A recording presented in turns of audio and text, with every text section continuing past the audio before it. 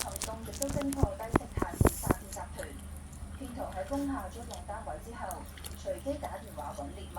聲稱係財務公司或者銀行職員，誘騙受害人借錢，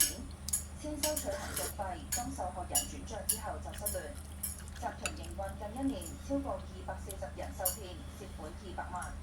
詐騙集團咧，佢分工係非常精密嘅，並喺中心內咧係設置專打電話嘅崗位，亦都有成員咧係負責去招攬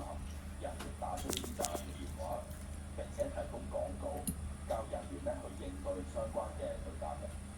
暑假開始，警方提醒年輕人揾工嘅時候要提高警覺，唔好輕易相信一啲以刷單員、下單員或者點讚員嚟到招嚟嘅招聘廣告。呢啲好多時候都係一啲騙案。而若果呢啲公司要求求職者係用自己嘅戶口去幫公司去收付款，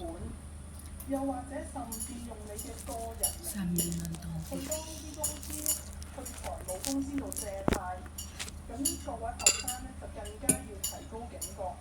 警方提醒市民收到可疑來電要提高警覺，如果有懷疑可以透過防騙視伏應用程式或者致電防騙熱線1822